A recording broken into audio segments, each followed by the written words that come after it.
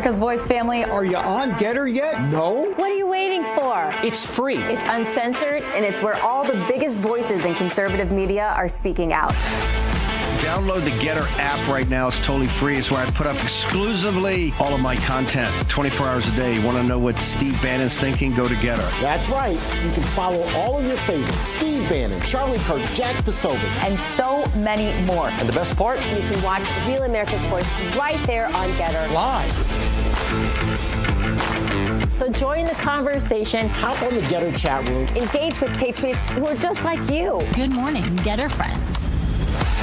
We're breaking news, we're delivering the truth, And we're doing it on Getter Every single day. So don't wait. Download the Getter app now. Sign up for free and be part of the movement.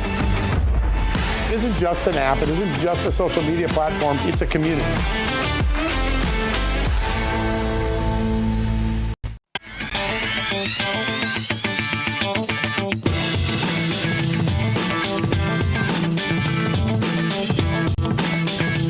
Well, check it out. There comes the bell. Ready?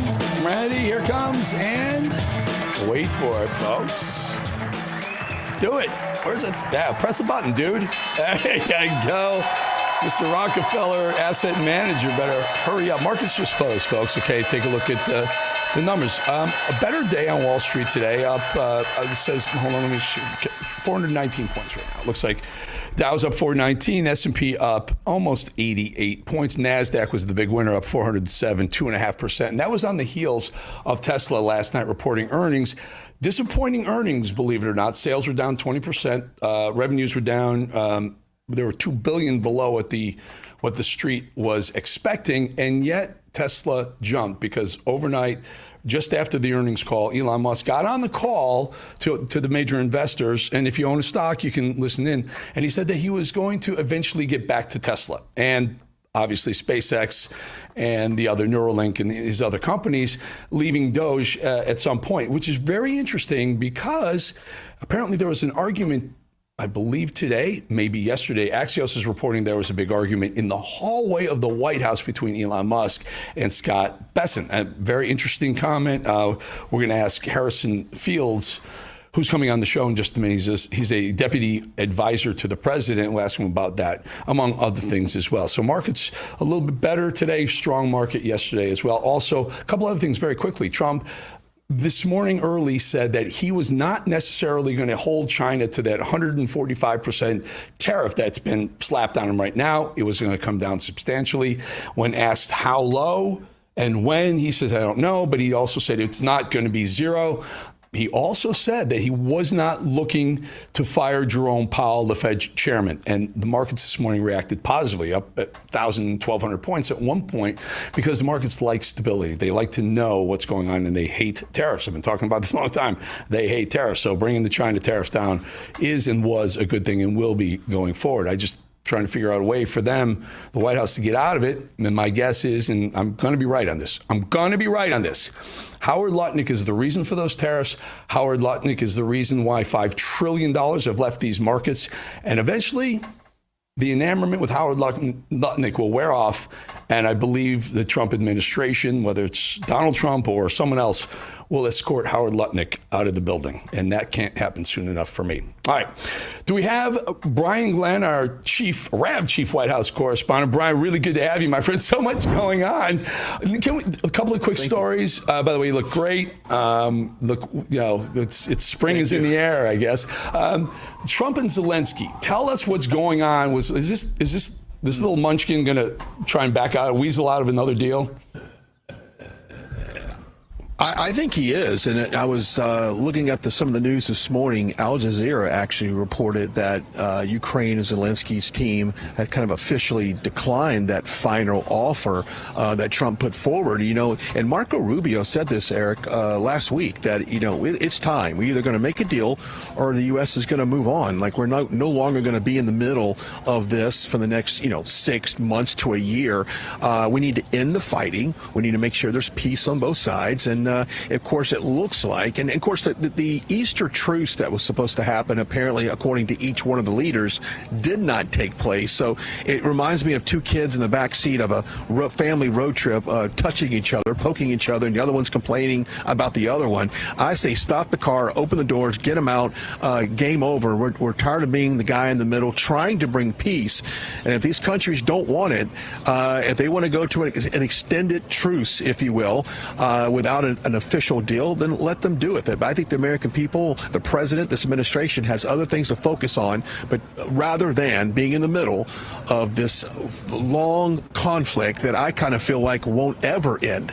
I agree with you. And in fact, Trump posted on Truth Social, I'm quoting here, the statement made by Zelensky today will do nothing but prolong the killing field. And nobody wants that. We're very close to a deal, but the man with no cards to play should now finally get it done. I look forward to being able to help Ukraine and Russia get out of this complete and total mess that would have never started if I were president. And, you know, for those naysayers on the left saying, well, Trump promised 24 hours he would end the war. You know what? BS to that, because this Zelensky guy, and Trump wasn't president at the time. He wasn't president when this thing started. He wasn't negotiating with Putin and Zelensky leading into it. He takes over, and all of a sudden Zelensky says, I'm this, but he's not. He's effing around, and now Zelensky's finding out. So Trump will get it done. You're right, Brian. You got to get Zelensky to wake the heck up.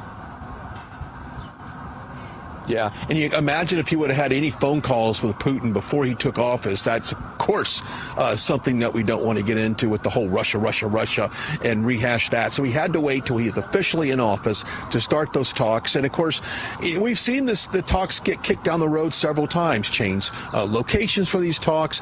I actually think, in a way, Putin doesn't want to end the war, and I don't think Zelensky wants to either. And I'm going to get on my personal soapbox here. I think he's gotten too used to this conveyor belt of U.S. taxpayer dollars going into his country. I've had reports outside the White House. I've walked outside these gates, Eric, had people from Ukraine come up to me and say, you've got to stop this because it's so corrupt. The money is going all over the government. The amount of wealth now that's been pumped into Ukraine is like no other. So I don't know if we want to believe the news that's in that room or the people that are actually from Ukraine telling me that. But at the end of the day, I think we want to stop the bloodshed, stop this war. But if both sides aren't willing to sit down and get and have this final offer, then you know what? We've got bigger fish to fry, protecting this country, protecting our borders, and getting this economy back in gear. You know, the dirty little secret that maybe folks don't realize is that for years before this war started, Ukraine was the money laundering capital of of Europe, certainly of Eastern Europe, and likely maybe even the world. And it was that corrupt. And now all of a sudden, the guy who led that charge the whole time is now going to be, I don't know, fiduciary with our $180 billion. Highly unlikely. Brian, one of the other stories I want to talk about, let's skip this one, guys. I want to go to we have a picture of the Pope lying in, not in state, but in the Vatican. And the interesting thing about this is that Trump has said he's going to the Vatican, which aligns nicely with Trump's decision not to go to the White House Correspondents' Dinner. You can weigh in on that. But what I'm hearing, and you can weigh in on this, I think this is fascinating, that world leaders are so interested in getting a minute with Donald Trump, the leader of the free world. They're so interested in that. Our lights are playing around. That they are going to the funeral of the Pope just so they can bump into Donald Trump and maybe catch his ear for a couple of minutes. Did we see that at the cathedral months ago when he went to the reopening of the cathedral? We saw some of that. We saw these world leaders just about jumping over church pews to get next to him to have a few minutes with them. You know, it's an interesting talking point there, and Eric, and I can see where that could happen. Now the president will be leaving here. I don't know if this is public knowledge or not, but I'll go ahead and tell you. He's leaving here Friday sometime in the morning, going to fly out to the Vatican, to Rome, attend that funeral on Saturday, and then make his way back over here. So they don't have a whole lot of time to get with them. If he's going to be on the ground for a short amount of time. But who thought you would use a funeral to get a few social minutes with somebody? That's a new one. I've heard of wedding crashers. Perhaps this is a funeral crashers. Well, you know, Brian, you cut a deal with President Trump. You're the perfect person to answer this, but you see, it's kind of published. We're on these lists that tell us when Trump is every movement he makes. If he's at Mar-a-Lago, he's going to the golf course. If he's going golf course back to Mar-a-Lago, or even in D.C., and there'll be crowds that get wind of this, and they'll line up just for a peek at Trump, and just to see if he can wave to him. I used to go to Trump when he was president. I used to go to Trump, the hotel in D.C., and if you knew Trump was going to have dinner at the steakhouse in the lobby, the crowds would line up. They have velvet ropes. He'd stay behind, and just so he'd walk by and wave, and the place would go crazy. So, yeah, why not? If you're a world leader, he's going to be in, at the Vatican. I can get a few minutes with him. Why not? Yeah, get a few minutes with them. Why not? I mean, they line up outside of Mar-a-Lago down the Southern Boulevard there. You've seen that in West Palm. I mean, just outside the gates here. I saw him leave the other day to go to a dinner. Pulls out of the gates. I waved at him. I don't know if he saw me or not, but so it doesn't surprise me. Brian, I got to cut you off. He saw you. Check out this. He saw you. He knows you. You're a very hot commodity. The leader of the free world seeks you out in the Oval Office. It's a very great place for you, but also a great place for Rav as our lights go. It's honestly, yeah. I honestly have to pinch myself every once in a while that the man that's in that building behind me, the White House, the most powerful man in the world, has a great relationship with me and this network, and I appreciate that, and we want to make sure that we are there to help the president get his agenda accomplished. Now, I did some interviews with the New Yorker magazine, CNN, and some others, and they were very surprised, Eric, when I said that we are a pro-Trump network, and my job is to make sure that the agenda gets played out for the American people. That's what, for far too long, that the media here has been against his agenda, and so I'm just proud to be here and be able to do that, Eric. I'm very humbled to be a part of this team. I will tell you, you're part of an elite crowd right now, because I just read an article. It was it Politico? So one of the major, Trump hating websites, talking about the new media and the new crowd in town, and it's Rav and it's Turning Point. It named a couple people, named you specifically, and how the traditional media is souring. And I think Natalie Winters was featured a bunch of quotes in that. I think she had a great comment, and she said, when you look at the new media and how they look at us, Fox, CBS, NBC, they look at you guys with disdain, but they're really looking themselves in the mirror at themselves aging. And that was really a wonderful comment. I just want to give you kudos. You don't have to weigh in on that. But what I'd like to do is, you took some video today. Can we roll that? Can we show the video that Brian took today? Now, Brian, tell us about this. We're rolling it. Okay, when we walked out of the... okay, go ahead. I'm going to listen to it. Let it play, because there's some sound on that, if you have the sound. We don't have the sound, Brian, so you let Maybe us you don't know. have the sound. So it's the White House lawn. Okay, so we... Yeah, with White House lawn, President Trump walks out unannounced to anyone. We just saw Secret Service people gathering. He was walking with his team, the grounds crew here, looking for the perfect spot to put that new flagpole, that big, beautiful flagpole with the American flag in the front lawn. There's going to be another one on the south lawn as well. And of course, the media here absolutely was loving him being out here. I mean, I'm used to seeing birds, squirrels, but now I can add President Trump to the front lawn here at the White House. And then he did a quick little gaggle. We all ran down Pebble Beach here. We ran down by the Palm Doors, and he just spent, I don't know, maybe 2-3 minutes answering a few questions. But that was a pleasant surprise today. That's the first time I've seen him walk out here in front of the White House. I'll tell you what, the final thought on this is, I've interviewed President Trump. I've been interviewed Trump 20, 30 times, President Trump 8 or 9 times when he was president the first time. And he's the best TV producer on the planet. He looks at the angles of the cameras and whatnot. And what struck me is some of the video you sent is he's got his arms wide and he's saying, here's where the pole. He is producing the shot for the American flag that's going to go on the White House lawn. And we got to pay the lighting bill or something, because these lights keep up going on. They're back on.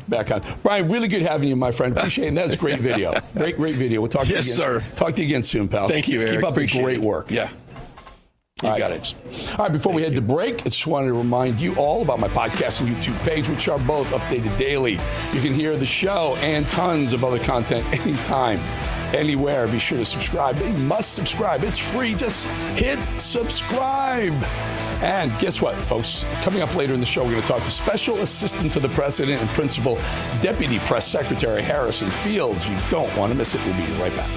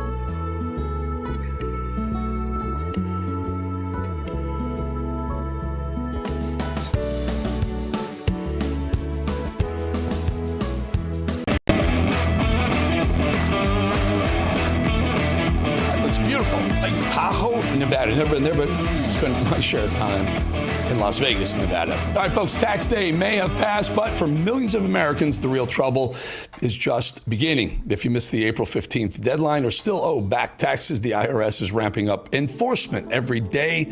You wait only makes things worse for you with over 5,000 new tax liens filed daily and tools like property seizures, bank levies, and wage garnishments. The IRS is applying pressure at every level, levels we haven't seen in years, in fact. Increased administrative scrutiny means collections are moving fast. The good news, there's still time for Tax Network USA to help self-employed or a business owner. Even if your books are a mess, Tax Network USA specializes in cleaning up financial chaos and getting you back on track fast. Your consultation is completely free. And acting now could stop penalties, threatening letters, and even surprise levies before they escalate. Call 1-800-905-8000 or visit tnusa.com/RAV. You may have missed April 15th, but you haven't run out of options yet. Let Tax Network USA help before the IRS makes the next move. Yesterday, I had the opportunity to speak with the doctor who's called America's psychiatrist, Dr. Carol Lieberman. She joined us to discuss the passing of the Pope and said that it was not Vice President J.D. Vance's fault, like we had to say that, but this is a fascinating interview. Watch. Incredible that we have to clarify that some folks out there are like trying to blame J.D. Vance because he was the last foreign dignitary, certainly to spend some time with the Pope before he passed. Talk to us about that. Yes, there are some amazing memes, really kind of cruel, blaming J.D. Vance for the Pope's passing.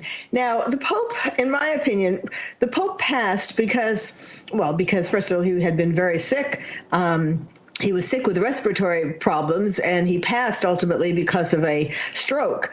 But, the reason why I think that the Pope knew that his end was near, first of all.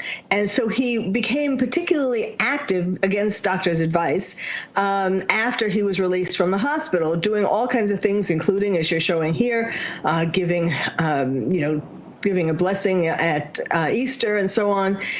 And even further, he went down into the crowds at Easter, in a carriage, open carriage, risking infection, risking, just the stress of it, being carried around in a carriage through all these crowds. But I think that he was trying to do God's work, as much of God's work as possible, for as much time as he had left. Now, it's interesting, though. You know how people, when they often, like if they're in the hospital and they're not they're sort of in a terminal state, they will hold on until a relative comes. It's always kind of amazing. They hold on until something special. Like you could say he held on until Easter, or you could say he held on until J.D. Vance came and greeted him. So it is ridiculous, and it's dangerous to start blaming politicians for people's death. It's weaponizing grief, and it can become a dangerous trend. Weaponizing grief, interesting. So what Carol's referring to, folks, is that there are memes out there. Horrible people are saying, "Oh, J.D. Vance is the Antichrist because he met the Pope and the Pope died." It's just absolutely insane. Here's the question, though. Democrats seem to be, and I don't know which side of the aisle you fall on, doesn't matter, put your doctor hat on. Democrats seem to use these, to weaponize events more than Republicans, more than conservatives. And I will just tell you, as we speak right now, there's a group of Democrats who are liberals who are destroying a Tesla dealership in New York City. So does this fall on political lines, one way harder on one side than the other? Well, first of all, yes, I can be a psychiatrist, but I'm also a Trumper all the way. So, in fact, I'm weaponizing. I'm writing a diagnostic description for Trump derangement syndrome. But anyway, getting back to your question. Well, to be honest with you, that was my follow-up question. I wanted to know if Trump derangement syndrome is real and if we can diagnose and how to treat it. But go ahead. Sorry I interrupted. Sure. No, it's okay. Yes, it is very real. I mean, just what you said, they look for things. I mean, the point is that the leftist Democrats are particularly angry and particularly on the lookout for anything that they can use and twist in the opposite direction to blame Trump or blame Republicans. And so, so this really fell into such a with J.D. Vance visiting the Pope and the Pope dying right afterwards, was like perfect for them to use to say that, that how bad Trump. Trump derangement syndrome isn't just about, I define it as an irrational, quasi-psychotic hatred of anything Trump, resulting in rage and over-the-top efforts to destroy him and his work. But that also goes for his friends, his people he put in various positions. So, we have Elon Musk and the Teslas, and we have now J.D. Vance. Mm-hmm. It's interesting that the Democrats of the other side, the people with Trump derangement syndrome, almost doesn't matter the issue. Some things are 50-50. Other things are 90-10. And I will submit that deporting an MS-13 member whose wife wanted him thrown in jail, who came here illegally, would be a 90-10. I think 90% of the population would not want to live next to that criminal or that thing. Yet the Democrats are taking their side. They're flying to El Salvador to try and bring that guy back to the country against all rationale thinking and all logic. Is that part of Trump derangement? Yes, the quasi-psychotic hatred. Yes, I mean, and being photographed, having drinks that look like alcohol. I mean, people. I don't know. People have. In so many different ways, people have just lost their common sense and are outrageous. I mean, look at, this isn't exactly Trump derangement syndrome, although he probably has it too, but Putin, who just took the Taliban off the terrorist list. I mean, you just have to scratch your head and say, what are these people thinking? So, yes, it is very bad. And I kind of feel bad for J.D. Vance because, first of all, he's still kind of new to all of this. And he converted as an adult to Catholicism. So clearly this must be very painful for him. Yeah. How is, Trump handling, so he gets this mandate. He gets the American people behind him. He gets the majority of a popular vote, which is very unusual for a Republican to do. You can still win the presidency without the majority of the popular vote based on electoral college. So he gets the electoral college. He gets the swing states. He gets the majority of the popular opinion. He's got this massive mandate. But with this power comes responsibility as a psychiatrist. Is he managing that power effectively? Well, so far it seems like he is.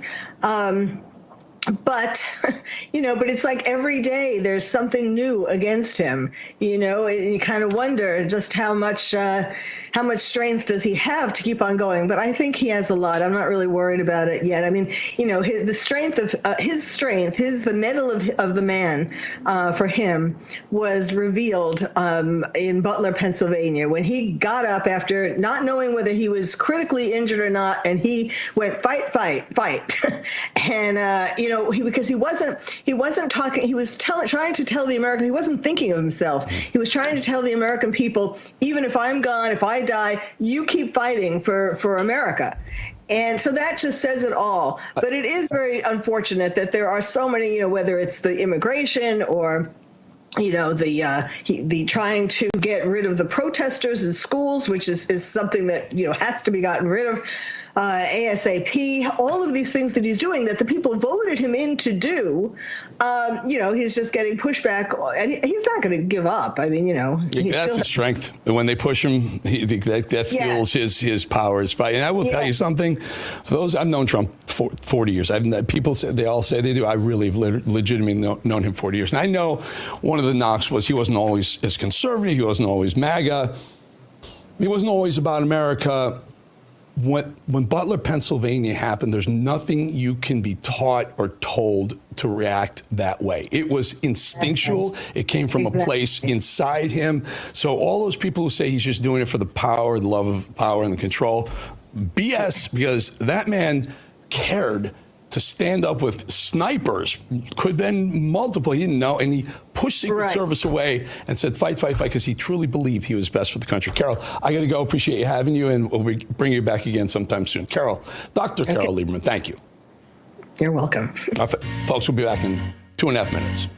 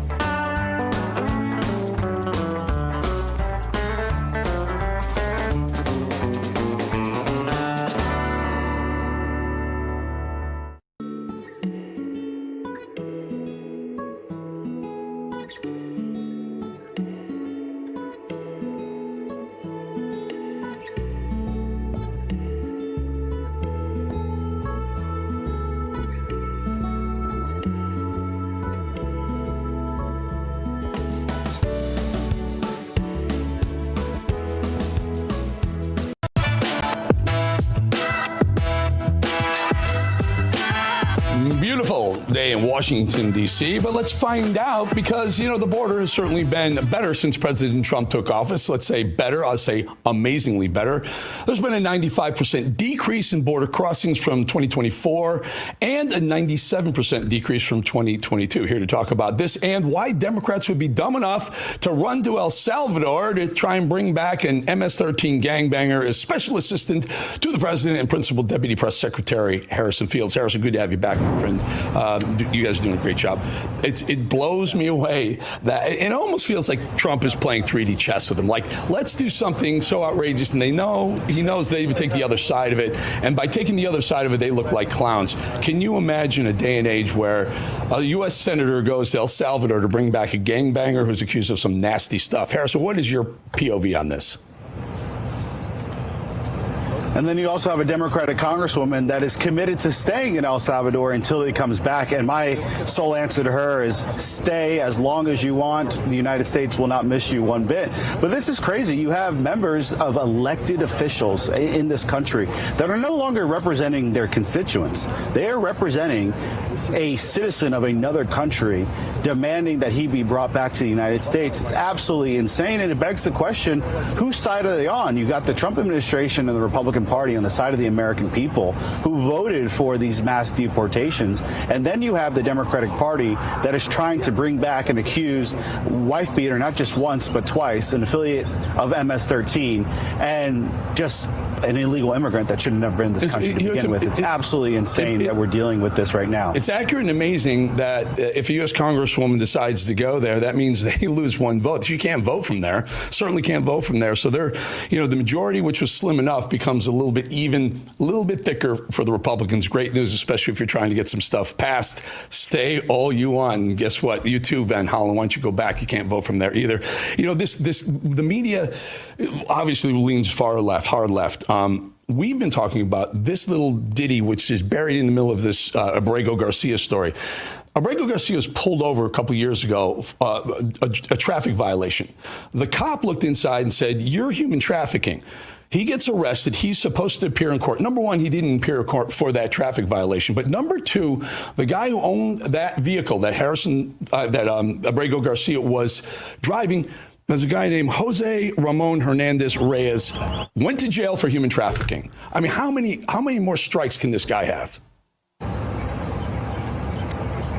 If you look like a pig, you snort like a pig, and you smell like a pig, guess what? You're probably a pig. And the reality is his connections with bad hombres in the United States of America is further proof that he should not be in this country.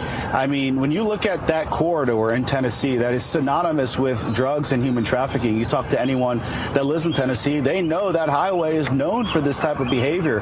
And he was caught, didn't show up for court, like you mentioned, and he was hanging around some bad people. But he's also a wife beater, not just once but twice, and his wife is now putting emojis over his knuckles to hide the fact that he has MS-13 tattoos on his knuckles. So this man should never be in here. It should have never been here in the first place.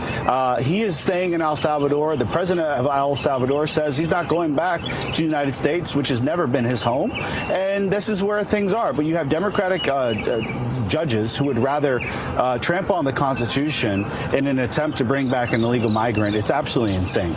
Two quick questions. Number one, I want to get back to the way they're doing this, the way the left and the illegals are doing this is through funding. And a lot of times it's funded through USAID, going to NGOs. Some of the NGOs, let's be honest, the Catholic Church is one of them. There are a couple other, hiding under religious flags that are being paid. And the use of those funds is to house these illegals. Is the administration thinking about closing some of those relationships between U.S. taxpayers, USAID, and these NGOs? Yeah, I mean, that was one of the first things that DOJ was able to accomplish, is cut off so much funding to USAID. It basically doesn't exist anymore because we understand how they funnel this money through the NGOs, through institutions like the USAID. We're also looking at the Institution of Peace, another organization that sounds great, but if you look at the work that they're doing, it's not so great. So yes, we are looking at all levers in which the Democrats are able to conduct their illegal immigration scam. People should not be profiting off of American taxpayer dollars to do things that are directly against the interests of President Trump's agenda. So we're looking at all things things. Luckily, we have Doge, and we have got a complete cabinet and government that is no longer in the business of funding institutions like these. Doge, you mentioned Doge, and Elon Musk last night on the Tesla earnings call said that he was eventually going to step away from Doge. I hate to. I'm a Tesla shareholder, so I love it for that reason. But I hate to see him leave Doge with you. Is there any sort of time frame on that? And tell us about that. Yeah, so I don't want to disappoint too many Democrats, but Elon Musk isn't going anywhere. He just said he's stepping back briefly.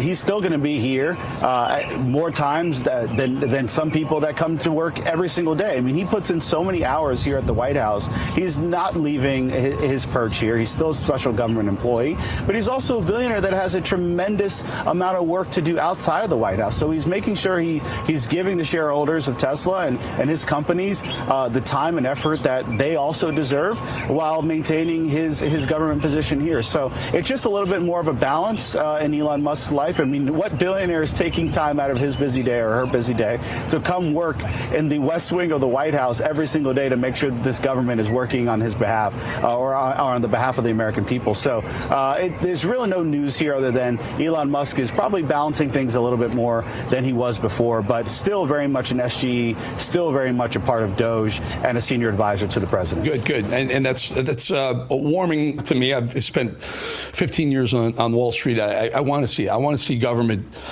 held accountable, government spending held accountable the way a corporate CEO would hold his company accountable. And Elon Musk is offering his skills to Trump and the American people, frankly, to teach them and us what he did with this very successful companies. There's some reportage just moments ago by Axios saying that Musk and Besson got into a yelling match in the hallway, and I've been in that hallway 100 times between the Oval Office, press office. It gets heated in that hallway.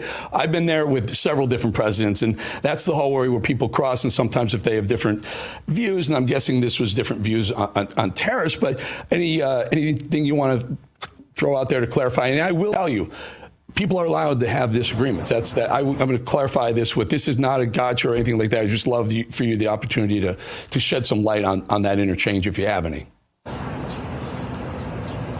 Yeah, so the media doesn't have an opportunity to actually get at us with a policy or the results of what we're doing. So they're trying to find a weak point in trying to divide the administration, whether they're trying to divide Pete Hegseth or now with the Secretary Besson.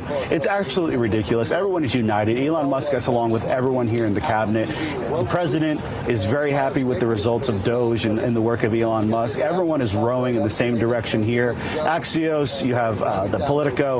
They're looking for a divide when there is none. I can tell you, I walk the halls of the West Wing every single time. I've never seen any disputes. I've never seen anything like it. Everyone is just very cordial here, and we're all committed to the mission of President Trump. So another sensational headline and story by the media, because they have no actual bad news to report, which is a good thing because we're doing our job.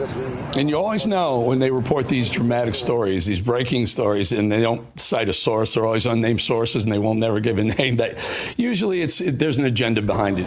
All right, Harrison, I'll let you get back to your busy work week, and I will be there next week, and maybe I'll come by and say hello to you. We'll be there for the 100th day on Wednesday. Have a great day, and talk to you again soon. Thank you for your time. Harrison Fields, everybody. Always a pleasure. All right, folks, tariffs have thrown the global economy into chaos. Potential widespread inflation tied to massive supply chain disruptions is weighing heavily on all of us, but there is a silver lining that most people miss. President Trump specifically exempted gold and silver bullion from these sweeping tariffs. Did you know that? It's pretty interesting. I didn't know that. While these new policies are triggering significant financial chaos, the administration preserved your ability to diversify into precious metals. If you're concerned about your savings, I encourage you to have a free consultation with a Birch Gold Precious Metals specialist. The first step is to text America to 989898 and receive your free no obligation info kit on gold. Learn how to hold gold and silver in a tax-sheltered IRA. Birch Gold will help you convert an existing IRA or 401k into a gold IRA for no money out of your pocket with an A+ rating with the Better Business Bureau and thousands of thankful customers. Text America to the number 989898. Again, text America to 989898 and claim your free info kit right now. All right, we're going to head to break, but before we go, don't forget, make sure you subscribe to all things bowling, YouTube, Rumble, Apple, Spotify. You got to subscribe, folks. It's free. Never costs you a penny, but subscribe. We'll see you back in 2.5 minutes.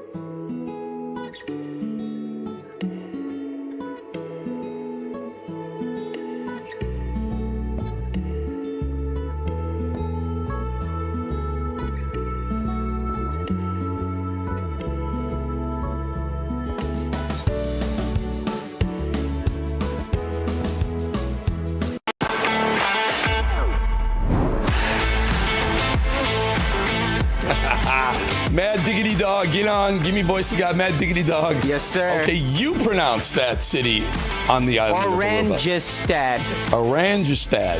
Oranjestad. Some Arubans are going to call and say, you idiots, Oranjestad. Anyway, all right. Well, welcome back. Let me get this straight for just a second. Oligarchy or democracy, but we cannot have both. Los Angeles, I've made my choice. We must fight the oligarchy that has created this nightmare. And that is why I have never taken money from lobbyists or corporations, and it's why I never will. Never taking money from lobbyists or corporations, you say, AOC. Got it. Fight the oligarchy, you say. Interesting. So then, question. Where does AOC, my dear, do you get the money to fly that massive private jet on your national Fight the Oligarchy circus tour? By the way, $77,000 for just 5 hours of travel. Think about that. 5 hours of travel, 77 grand. She only makes $174,000 a year before taxes. It sounds kind of steep to spend that kind of money. Did congressional salary pay that? Does it help cover the cost of that, AOC? I think not. So if it's not lobbyists or corporations, then who is it, Alexandria? Is it really maybe a good Hollywood friend?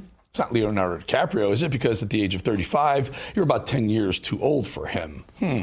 Then who funded these private jets if it's not him? Does his name start with the G and end with a Soros and maybe Orge in the middle? Does it start with an A and end with a Soros, as in Alex, his son? Or does it start with A Well, you're a perpetual liar, and everyone knows it. Man, I'm just here asking the questions of an elected official member of Congress who seems to be living quite the lavish lifestyle for someone who hates the oligarchy so much. Also, that's quite the carbon footprint, AOC. At least 5 private jets that we know about. So I guess no climate crisis going on there. Or is there magically less damage to the environment when you are trying to run for president? When it comes to climate change, what is not realistic is not responding to the crisis not responding with the solution on the scale of the crisis. Because what's not realistic is Miami not existing in a few years. It is going to be a disaster if we don't turn this ship around. And so it's basically like there's scientific consensus that the lives of children are going to be very difficult. And it does lead, I think, young people to have a legitimate question. Is it okay to still have children? But let's get out of this. This girl wants to be president. Oh, it's all going so bad. Is it all those private jets? Think about the children, AOC. AOC, what would Greta Thunberg say? We are in the beginning of a mass extinction, and all you can talk about is money and fairy tales of eternal economic growth. How dare you? How dare you? Well, unless they figured out a way to use Trump derangement syndrome as jet fuel, I'm thinking Greta Thunberg is less than pleased about how little AOC cares about her future on the planet. But that's because, as usual, their hypocrisy knows no bounds. And yeah, we're going to get into it. As you know, it's funny. There are a lot of crying, whining, grown-ass adults out there in America right now because they finally have to pay off student loan debt that they've been deferred so far by the Democrats in order to buy their votes, of course, since around 2020, when Joe Biden became president, when the COVID-19 pandemic kicked off. And the socialists went on their tour of money grows on trees for 4 years under Joe Biden. Make it rain. There's a little sampling of snowflakes crying about having to actually pay for that degree in rug weaving in the 19th century. That it's useless actually now. Right now is apparently the right time to start garnishing people's wages to retrieve this money. My credit score just dropped 150 points. Yay, love that for me. And not only that, but I am now in debt to the U.S. Department of Education. The solution's simple. We should not have our wages garnished. The boomers should have their goddamn retirement accounts and Social Security checks garnished for forcing college onto us, forcing us to take unsustainable loans. It's just screwed up. Like, you are putting a person who is in a much different situation than you were when you were paying your student loans to have their life compromised. We were promised to go to college and get like these high-paying jobs, and none of us are getting hired, and now we have to pay back all this money. And God, it forced us to go to college. You promised us jobs. Stop it. Maybe Daddy Green Bucks, Bernie Sanders, can help with some of the millions he's received from pharma companies, or maybe George Soros. AOC under fire, right? She should be under fire for high emissions private jets fighting the oligarchy tour. Maybe AOC can dip into some of that private jet money. I don't know, $77,000 must be more coming out of that money pot. Folks, one of them said they were promised high-paying jobs. Who did that? Who promised them that? Oh, I know, Barack Obama and Joe Biden. That's what they promised it. They were promised something. They're always looking for a handout. Just like illegal migrants are promised a debit card in a hotel room, courtesy of the liberals in America and our taxpayer dollars. This is how they're being educated. They're taught to believe and trust that they're entitled to a high-paying job just because they decided to take out a massive loan that the government told them that they would give them to pay off a ridiculously high tuition at an elite university that is partially funded, by the way, by Hamas and George Soros, so they can study religion in the 1200s and terrorize Jewish students by blocking off entrances to buildings on campuses. Congratulations, you're a terrorist supporter and a Marxist hater of free markets and democracy. Now here's a house and a six-figure salary. Thank you, Barack Obama. Thank you, Joe Biden. That's what they think. Because last I checked, this is the land of opportunity, not of guarantees. And that same entitlement is why every single person who benefited from years of unchecked gifts from the likes of USAID, USAID, or slithered their way through the system unchecked, just quietly reap the benefits of our tax dollars and growing deficit, feel entitled to stop or even kill the people responsible for finally putting an end to the bottomless pot of gold at the end of the progressive rainbow. Enough is enough. Speaking of delusion, apparently the UK is moving ahead with that plan to blot out the sun to stop climate change. Yep, I said that right. What in the fresh hell is this nonsense? These people haven't wrecked the earth enough with their stupid climate change lies and Green Deal spending and carbon tax BS. Now they're working to dim the sun because, I don't know, that oligarch Bill Gates thinks it's a grand old idea to try and run Mother Nature himself. Meanwhile, Bill Gates is backing the first high-altitude experiment of one radical climate change solution, creating a massive chemical cloud that could cool the Earth. It's called solar geoengineering, and it's highly controversial. If AOC is so worried about the oligarchy and climate change, that right there should be her prime target, right exactly there. Bill Gates messing with Mother Nature. I'm not joking. This is real. I wish this weren't a joke. This is now how illusional the left really is, that they're going to stop the sun. You know, the thing that allows the human race to survive and live on planet Earth in order to help solve the problem they completely fabricated, made up out of thin air. How about cutting down on flights with Democrat lawmakers heading down to El Salvador to bring a wife-abusing, illegal invader, gangbanger back to America? That should help a little bit with your climate change nonsense fund, no? Or maybe they should cut down on some of the oligarchy tour private flights. Oh, and maybe some of the lady astronaut tours into space. Did I say space? I meant into the sky a little bit. Maybe shave down those and stop trying to cover the sun. You absolute progressive lunatics. We'll be back with Stephen K. Bannon in 2.5 minutes. I think he's got a buddy with him.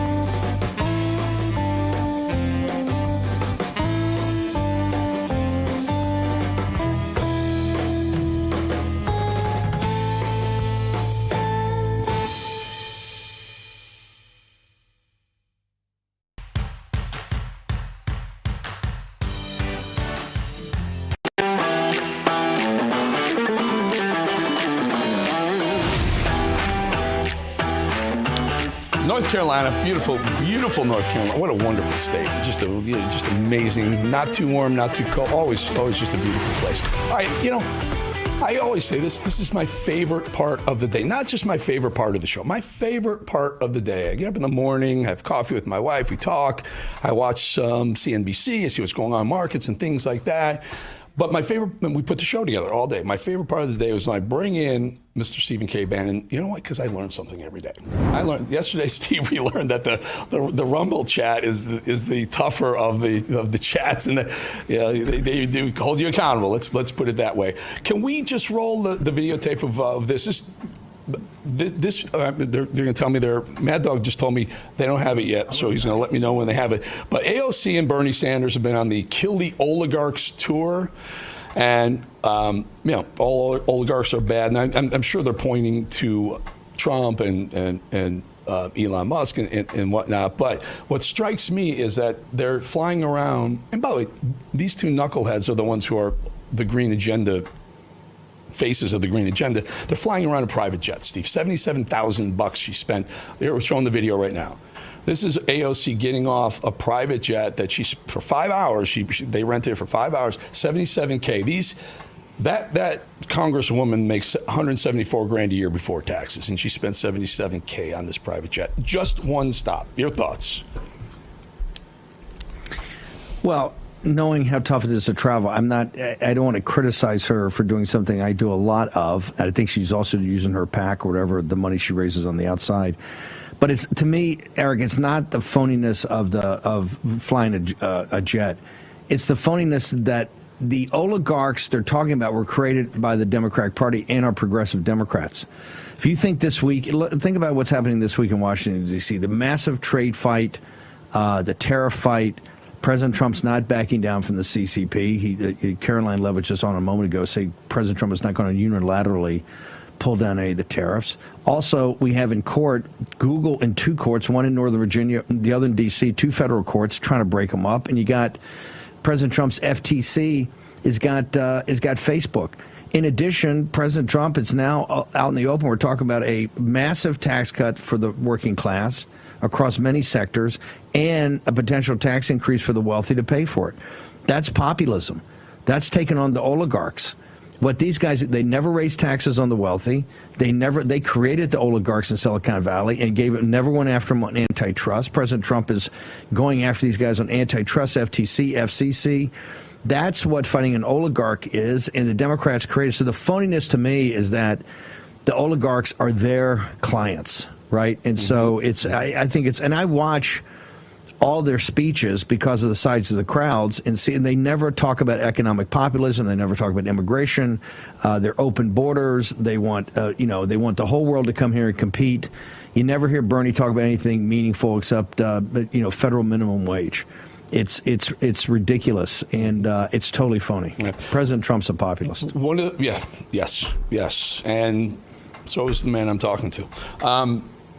You're the founder. You're like the guru, the godfather of that movement.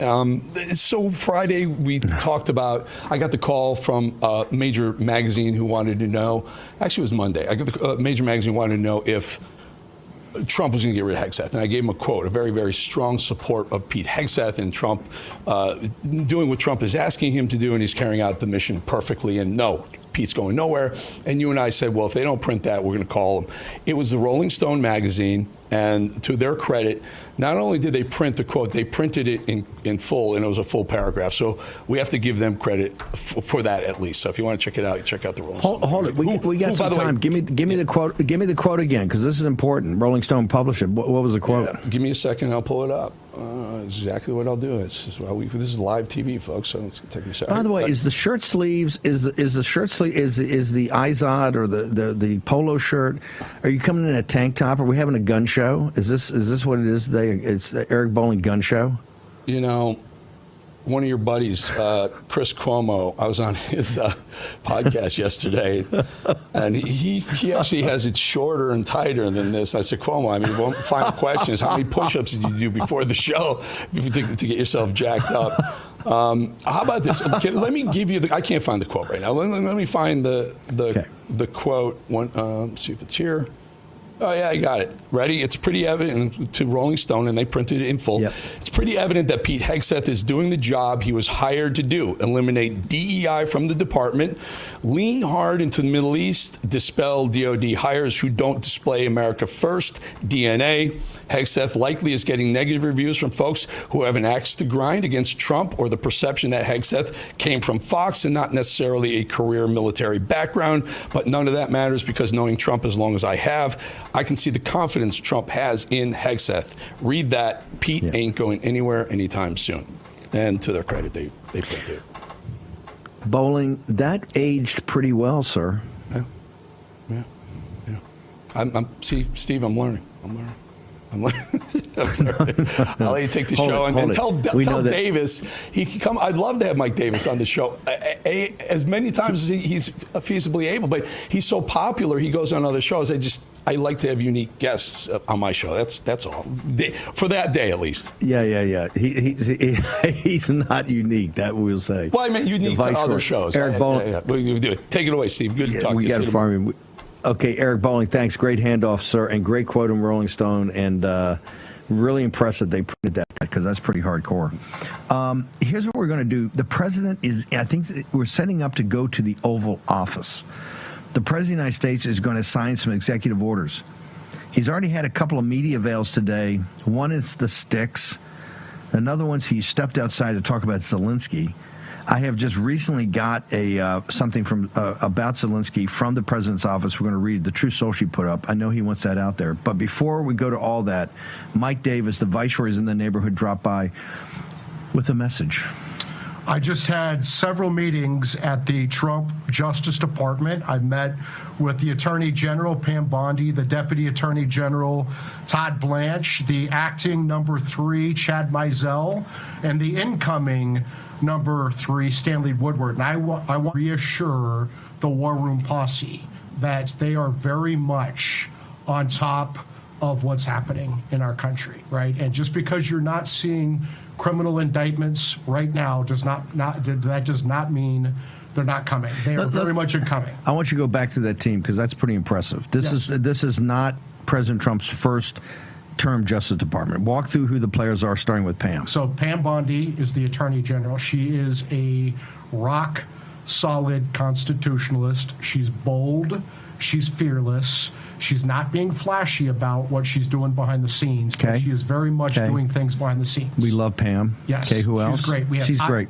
Todd Blanche. Fabulous. The Deputy Attorney General. Took the president on as a client when nobody else would touch it. And got ostracized for it. Now these law firms are scrambling for Todd's blessing. Yes. Now let's just put it that way. Yes. And, good luck to those law firms.